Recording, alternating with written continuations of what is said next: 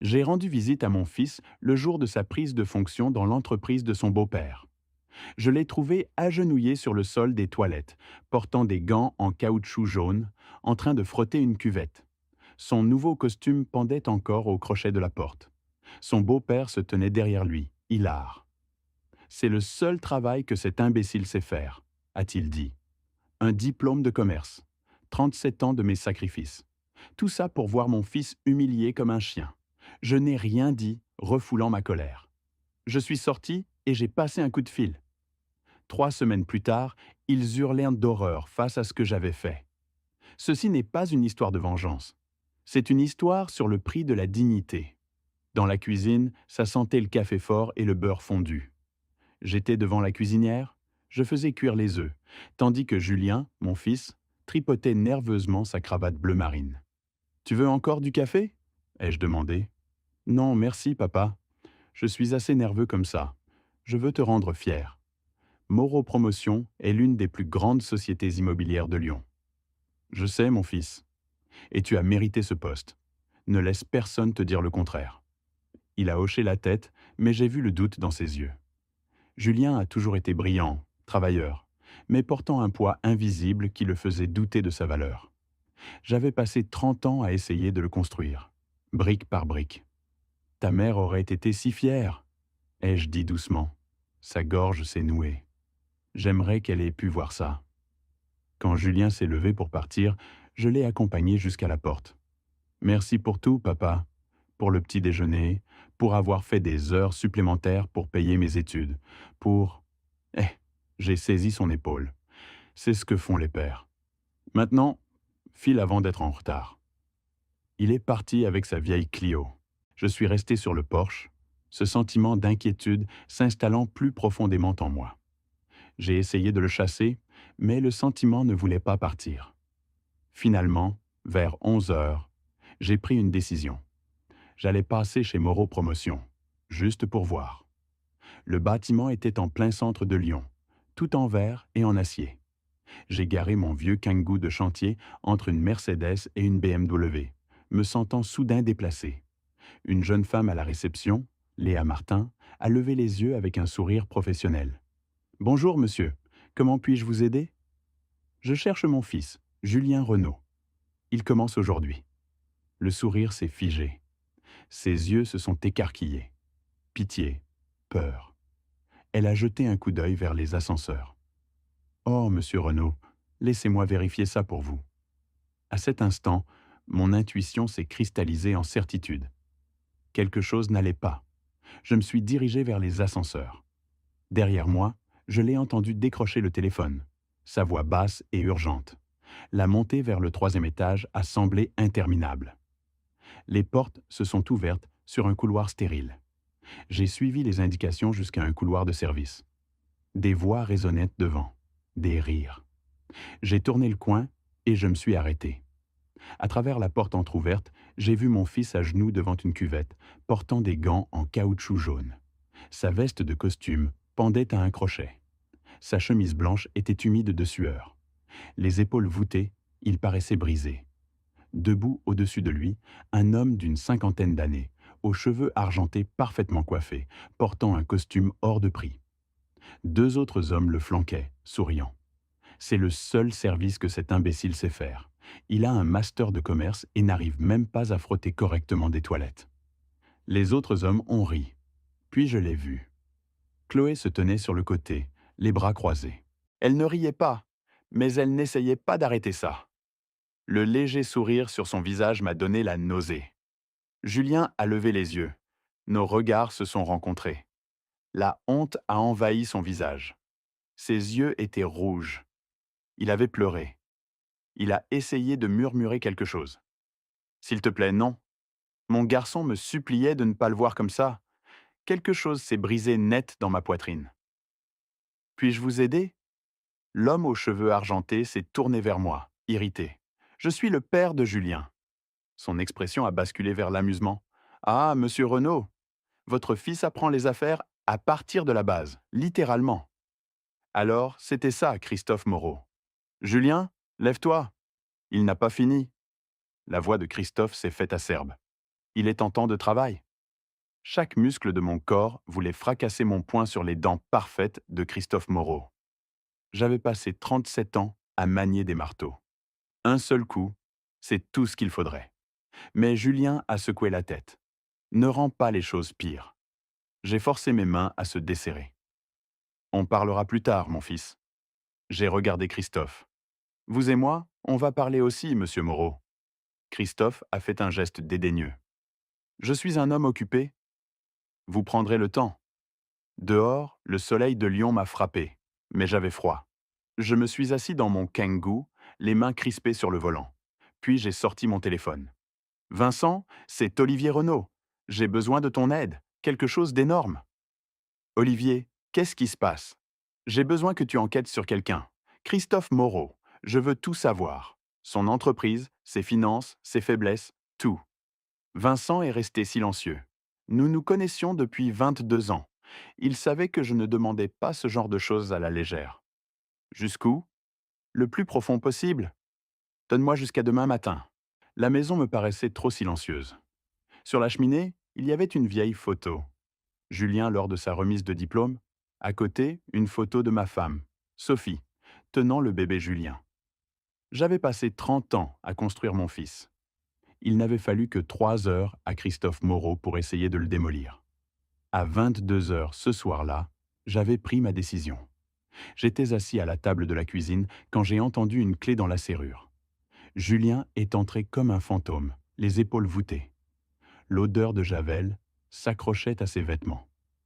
Quand il m'a vu attendre, j'ai remarqué le rouge autour de ses yeux. « Viens ici, mon fils. » Son visage s'est froissé. 30 ans, et il pleurait comme quand il en avait 7. Je me suis levé et je l'ai pris dans mes bras. « Ce n'est pas ta faute. Rien de tout ça n'est ta faute. » Il a tremblé contre ma poitrine. « Je suis désolé que tu aies eu à voir ça, papa. » Nous sommes restés là jusqu'à ce que sa respiration se stabilise. Puis, je l'ai guidé vers le canapé. Christophe a dit que j'apprenais à partir du bas, a dit Julien doucement. Chloé a dit que c'était juste temporaire. Mais papa, ça me paraît une éternité. Combien de temps est-ce censé durer? 6 semaines. Ensuite, j'aurai un vrai poste, si je peux faire mes preuves. Écoute-moi, Julien. Peux-tu tenir encore un peu? Peux-tu me faire confiance? Il a levé les yeux, confus. Qu'est-ce que tu veux dire? Fais-moi juste confiance. Fais le dos rond. Dans quelques semaines, tout va changer. Quelque chose dans ma voix a dû le convaincre, car il a hoché la tête lentement. Le lendemain matin, mon téléphone a sonné à 7 heures. C'était Vincent. « Olivier, j'ai fait quelques recherches sur Moreau Promotion. Tu vas vouloir entendre ça? » « Je t'écoute. » L'entreprise est noyée sous les dettes. Mauvais investissement, propriété surfinancée. Si personne ne les rend flous dans les 3 prochains mois, c'est fini. J'ai regardé par la fenêtre, le lever du soleil peignant le ciel. Sophie adorait les levées de soleil. Fini? Comment? Redressement judiciaire. Liquidation. C'est la fin. Un sourire froid s'est étalé sur mon visage. Alors, je suppose que quelqu'un devrait les sauver. Vincent a étalé les documents sur la table du comptoir du Rhône. Moreau Promotion perd de l'argent. 14 millions d'euros de dettes. 2 projets ratés à Marseille et Bordeaux. Les banques rôdent, et Christophe a peut-être 90 jours avant qu'elle ne réclame tout. J'ai étudié les chiffres. Vincent avait été minutieux. Il vit comme s'il était riche. Mais l'hôtel particulier est hypothéqué jusqu'à la moelle. Les voitures sont en leasing. C'est du vent, Olivier. Un bon coup de vent, et tout s'écroule. Combien faudrait-il pour le racheter? Vincent a levé les yeux brusquement. Tu parles de 8, peut-être 9 millions d'euros pour prendre le contrôle. C'est une somme sérieuse. Je l'ai. Ses yeux se sont écarquillés. Quoi? 37 ans à vivre modestement, Vincent. J'ai acheté des biens locatifs pendant la crise de 2008. J'ai investi en bourse quand c'était donné. J'ai conduit le même vieux Kangoo pendant 16 ans.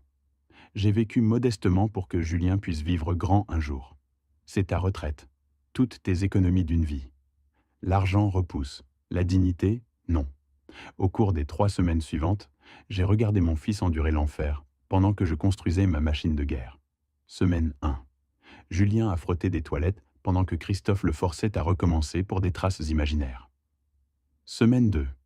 Marc Dupont, un agent de maintenance plus âgé, s'est assis à côté de lui au déjeuner. Ne les laisse pas te briser, petit. Julien m'en a parlé, sa voix pleine de gratitude. Semaine 3. Christophe l'a exhibé devant des clients. Voici mon gendre.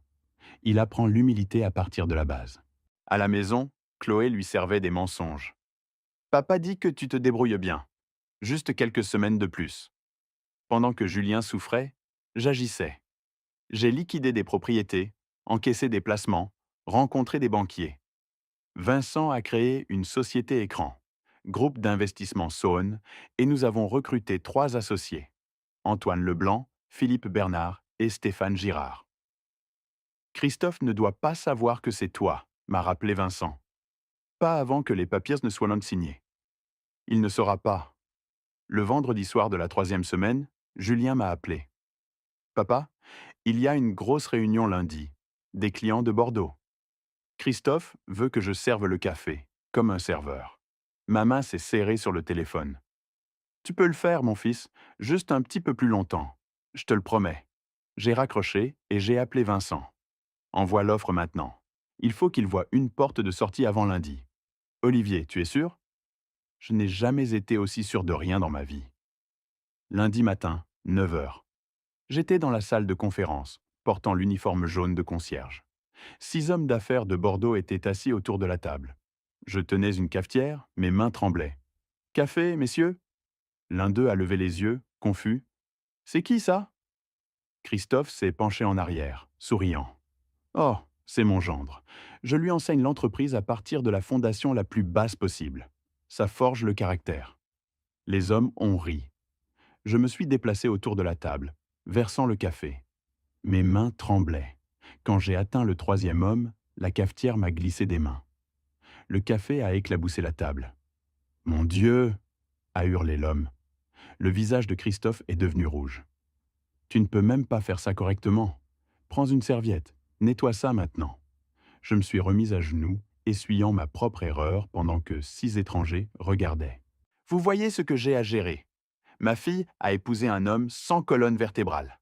La porte s'est ouverte. Chloé est entrée. Elle m'a vu par terre, entourée d'hommes d'affaires hilars. Nos regards se sont croisés. Elle a détourné le regard, embarrassée. Elle avait honte de moi. Quelque chose s'est brisé en moi. Je me suis levé lentement. Dis quelque chose, lui ai-je dit. Julien, ne fais pas de scène. Dis quelque chose. Elle a jeté un coup d'œil à son père. Pas ici.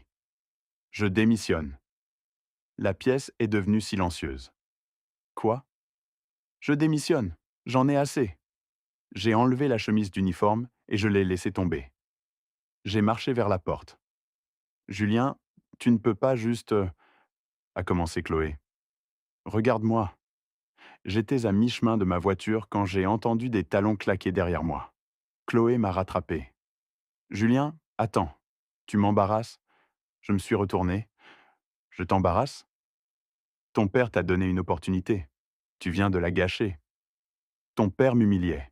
Et tu l'as laissé faire. Son expression s'est durcie. Tu es faible. Tu es comme ton père.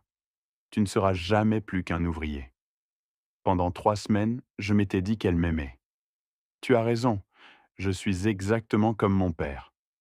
Ces mains calleuses ont plus d'intégrité que toute ta famille dans leur costume de créateur. Je suis monté dans ma voiture et je suis parti. 10 minutes plus tard, j'ai appelé mon père. Mes mains tremblaient. Papa, j'ai démissionné. Je n'en pouvais plus. Rentre à la maison, mon fils. Je suis désolé. J'ai échoué. Sa voix était ferme. Non, Julien. Tu viens de gagner. De retour chez moi, j'ai appelé Vincent. Changement de plan. Je veux cette offre sur le bureau de Christophe aujourd'hui et la réunion cette semaine. Olivier, nous ne sommes pas prêts. Rends-nous prêts. Il est temps d'en finir. L'enveloppe de Chronopost est arrivée à 16 heures. Christophe l'a déchirée à son bureau. Les conseillers, Éric Duval et Laurent Petit, regardaient. Groupe d'investissement Saône, lu Christophe. La lettre était directe, intention d'acheter 60% de Moreau Promotion pour 9 millions d'euros. offre comptant, délai de 72 heures. Éric s'est penché. Ils sont légitimes, des investisseurs toulousains. Qui sont-ils? Laurent s'est éclairci la gorge. Monsieur, nous en avons besoin. Le comptable a glissé une feuille. Nous devons 3,5 millions aux banques le mois prochain. 2 autres millions de privilèges. Les salaires sont en retard de 2 semaines. Sans injection de capital. Je connais la situation, Laurent. Alors vous savez que nous n'avons plus d'option. Si vous ne prenez pas cette offre, la banque saisit tout. Au moins, de cette façon, vous gardez 40%. Christophe a marché vers la fenêtre. Son père avait fondé cette entreprise il y a 42 ans. Son téléphone a sonné. Éric a décroché, puis l'a tendu. C'est eux. Christophe a pris le téléphone. Ici Moreau. Monsieur Moreau, Vincent Perrin, pour le groupe d'investissement Saône. J'espère que vous avez reçu notre offre. Oui, j'ai besoin de temps. Nous avons d'autres opportunités si vous n'êtes pas intéressé. Qui est derrière votre groupe? Investisseurs confidentiels, pratique courante. Vous les rencontrerez si vous acceptez? 48 heures, monsieur Moreau. C'est tout ce que vous avez. Votre lettre disait 72. Nous accélérons. 48 heures ou nous passons à autre chose. La porte s'est ouverte. Isabelle est entrée, inquiète. Que se passe-t-il? Une offre de rachat. Ils veulent la majorité des parts. Combien? 9 millions. Son visage a montré du soulagement. Accepte. Je ne veux pas perdre cet hôtel. Christophe a regardé sa femme, puis ses conseillers. Les 2 hommes ont hoché la tête. Il a découvert le téléphone. Je veux les rencontrer en personne. Jeudi matin, 10 heures. Salon privé de l'Hôtel Dieu, nous serons là. La ligne a coupé. À l'autre bout de la ville, Vincent a raccroché et s'est tourné vers moi. C'est fait. Jeudi matin, vous serez face à lui.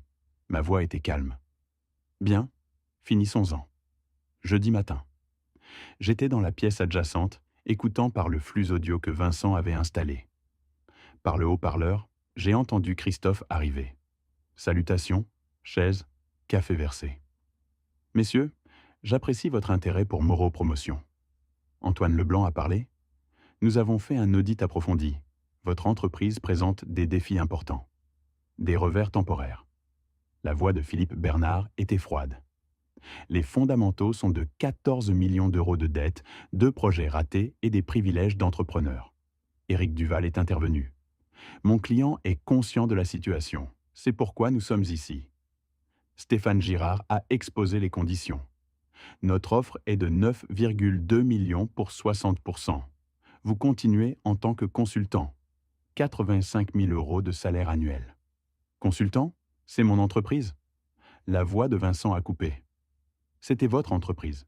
Si vous ne signez pas aujourd'hui, dans 30 jours, ce sera l'entreprise de la banque. Silence. Nous avons besoin d'une décision, a dit Antoine. Par le flux, j'ai entendu Christophe murmurer à son avocat.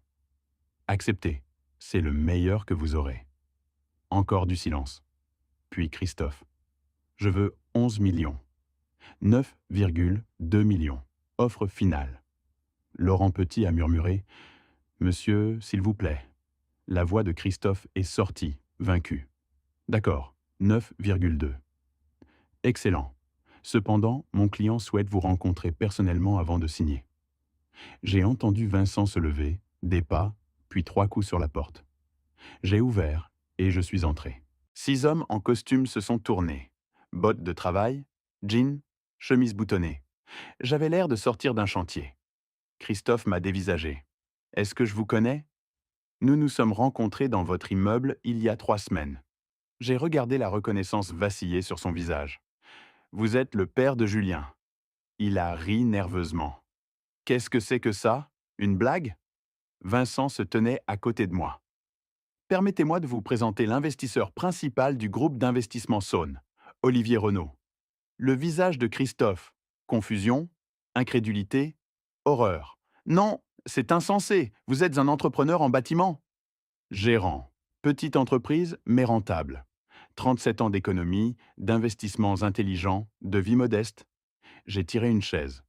Pendant que vous louiez des voitures de luxe et hypothéquiez des hôtels, je construisais quelque chose de réel. Christophe s'est tourné vers son avocat. Ça ne peut pas être légal. Eric a examiné les documents. C'est tout à fait légal, monsieur. Je ne lui vendrai pas mon entreprise. Alors partez. Dans 30 jours, perdez tout. Votre choix. Pourquoi? Sa voix s'est brisée. Pourquoi faites-vous ça? Je me suis penché en avant. Il y a 3 semaines, je suis entré dans votre immeuble. J'ai trouvé mon fils avec un master en commerce, pour qui j'ai tout sacrifié, à genoux en train de frotter vos toilettes. Je lui enseignais, vous le brisiez. Vous l'avez traité d'incapable. Vous l'avez humilié devant des employés, des clients, sa propre femme. Vous l'avez exhibé comme un chien dressé. Il était trop sensible. Non, vous étiez trop cruel. Et maintenant, vous allez apprendre ce que ça fait de tout perdre. S'il vous plaît, cette entreprise, c'est ma vie. Mon père a construit ça. Et vous l'avez détruite. Votre avidité, votre arrogance, votre cruauté. J'ai juste aidé à accélérer le processus. Qu'est-ce que vous voulez? Signez les papiers. Partez et ne parlez plus jamais à mon fils. Vincent a glissé le contrat sur la table. Oh, et encore une chose. Votre fille. Elle doit demander le divorce. Julien mérite mieux. Christophe a levé les yeux, la colère éclairant son regard. Vous ne pouvez pas. Je peux, et je le ferai. Signez. Sa main tremblait lorsqu'il a pris le stylo. Je l'ai regardé signer page après page. Eric a notarié. Vincent a récupéré les documents. C'était fait. Je vais vous poursuivre, a dit Christophe. Allez-y. Vous perdrez et gaspillerez le peu d'argent qu'il vous reste. Je me suis levé. À la porte, j'ai marqué une pause. Au fait, Julien commence comme directeur général lundi matin. Vous lui rendrez compte si vous choisissez de rester. Vous êtes sérieux? Absolument. Videz votre bureau. Mon fils emménage. Je suis sorti. Pour la première fois depuis 3 semaines, je me suis permis de respirer. Vincent m'a suivi. Olivier, c'était la justice. C'était la justice. Et maintenant? Maintenant, allons dire à Julien qu'il a une entreprise à diriger. Quand je suis rentré, Julien était sur le canapé, perdu. Son mariage était terminé. Son travail était terminé. Il pensait que tout était fini. Mon fils, habille-toi. Nous devons aller quelque part. Dans le Kangoo, j'ai tout raconté. L'enquête. Vincent, les investisseurs fantômes, le rachat de 9,2 millions d'euros. Christophe signant d'une main tremblante. Il est resté silencieux. Finalement, sa voix s'est brisée. Papa, tu as dépensé toutes les économies de ta vie pour moi. Pas pour la vengeance, pour la justice. Il y a une différence. Qu'est-ce qui se passe maintenant? Maintenant, tu leur montres qui tu es vraiment. Léa a levé les yeux de la réception. Ses yeux se sont remplis de larmes. Léa, voici votre nouveau directeur général, Julien Renaud. Elle l'a serré dans ses bras. Je suis si contente. Nous avons pris l'ascenseur. Le bureau de Christophe, le bureau de Julien, maintenant, avait été vidé. Prêt? Il a hoché la tête. La salle de conférence était pleine. 85 employés, anxieux. Je me tenais devant avec Julien. Voici Julien Renaud, votre nouveau directeur général. Certains ont vu des choses qui n'auraient jamais dû se produire. Cela s'arrête aujourd'hui. Julien s'est avancé. Il y a 3 semaines, j'étais à genoux dans cet immeuble, en train de frotter des toilettes. Certains l'ont vu. Certains ont détourné le regard. Je ne vous blâme pas. Je comprends la peur. Sa voix est devenue plus forte. Mais la peur se termine maintenant. Cette entreprise sera différente. Vous serez traités avec dignité. Tous. Mon père m'a appris quelque chose. La façon dont vous traitez les gens quand vous avez du pouvoir montre qui vous êtes vraiment. L'homme qui dirigeait cette entreprise a montré de la cruauté. Je vous montrerai du respect. Si vous restez, nous allons construire quelque chose de meilleur. Ensemble, les applaudissements ont commencé, puis sont devenus sincères. Marc Dupont s'est approché. « Monsieur Renaud, j'étais là quand votre beau-père. Je voulais dire quelque chose. Je suis désolé. » Julien lui a serré la main. « Vous dites quelque chose maintenant. C'est ce qui compte. » Plus tard, seul dans le bureau, Julien m'a dit « Je ne sais pas si je peux faire ça. Tu as déjà fait le plus dur, tu as survécu, maintenant, tu diriges. » Je l'ai serré dans mes bras. À travers la vitre, je l'ai regardé sortir une photo. Nous deux à sa remise de diplôme. Il a souri. « D'accord, papa. On va construire quelque chose. 6 mois plus tard, Moreau Promotion, rebaptisé Renault Associés, faisait des bénéfices.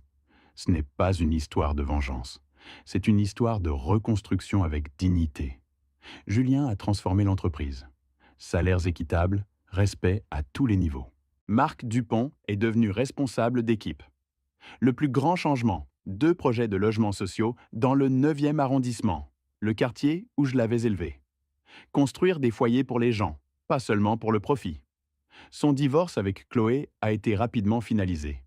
Elle n'a rien eu. Elle s'est remariée avec un autre homme riche, plus âgé. Juste une autre transaction. Julien a rencontré Élise Dubois sur un chantier. Elle était architecte. Leur première conversation portait sur les normes BBC, pas sur le statut social. Quand elle m'a rencontré, elle a souri. Julien parle de vous tout le temps. Il dit que vous êtes son héros. Je ne suis que son père. Ils ont emménagé ensemble après 6 mois. Construit sur la vérité, pas sur l'apparence. Quant à Christophe, il a perdu l'hôtel particulier par saisie. Il vit maintenant dans un petit appartement à Villeurbanne. Isabelle a divorcé. Chloé l'appelle rarement. Il n'a tenu que 2 semaines en tant que consultant. Il ne pouvait pas supporter de prendre des ordres de Julien. Il a démissionné par orgueil. Maintenant, il travaille en freelance, a du mal à trouver du travail. Je l'ai vu une fois au carrefour, pluvieux, fatigué, seul. Nos regards se sont croisés.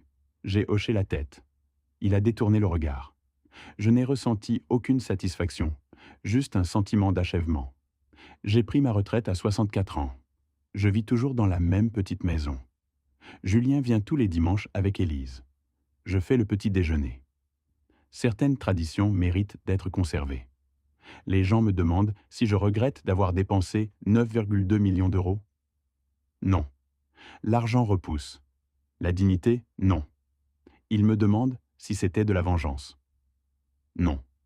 Je n'ai pas détruit Christophe. Il s'est détruit lui-même. J'ai juste accéléré le processus.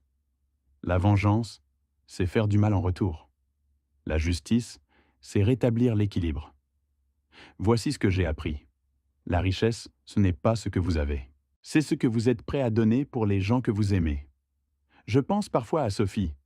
Chérie, notre garçon a réussi. Il est heureux, prospère et gentil. Dimanche dernier, pendant le petit déjeuner, Julien a posé son café. Papa, Élise et moi, nous sommes fiancés. Je n'ai pas pu parler. Je me suis levé et je les ai serrés dans mes bras, les larmes coulant. Élise a pris mes mains. Nous voulons que vous m'accompagniez à l'hôtel. Mon père n'était pas dans ma vie. Vous êtes la figure paternelle que j'ai toujours voulu. Je les ai regardés planifier un avenir ensemble, riant, sincèrement heureux. Ça, c'est la richesse. Ça, c'est le succès. Il y a 5 ans, un homme riche m'a appris quelque chose. Les plus hautes tours tombent le plus durement. Mais il a appris quelque chose de plus important à mon fils.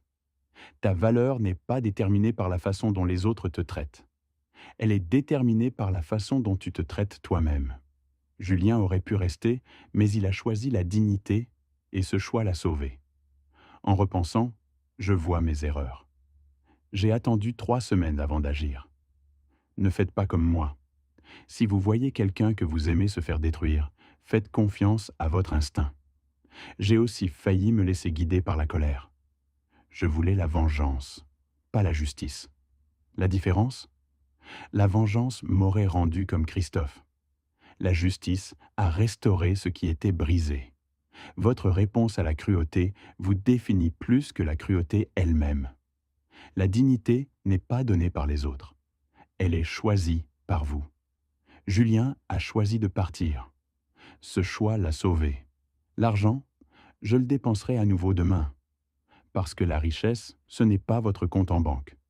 Ce sont les dimanches matins avec les gens que vous aimez. J'ai travaillé 37 ans à la recherche de la sécurité financière, mais le vrai trésor était toujours assis à ma table de petit déjeuner.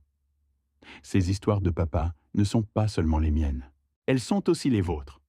Chaque parent qui protège son enfant. Chaque travailleur qui tient tête à un tyran. Chaque personne qui choisit la dignité plutôt que le confort. Cette histoire s'est produite parce que j'ai finalement compris que l'amour n'est pas passif. Il se bat. Ils se sacrifient, ils transforment. Si ces histoires ont eu un sens pour vous, partagez-les. Peut-être que quelqu'un que vous connaissez est à genoux en ce moment. Peut-être qu'il a besoin d'entendre « Tu mérites mieux ». Pars, choisis la dignité. Votre dignité est tout ce que vous avez vraiment. Protégez-la.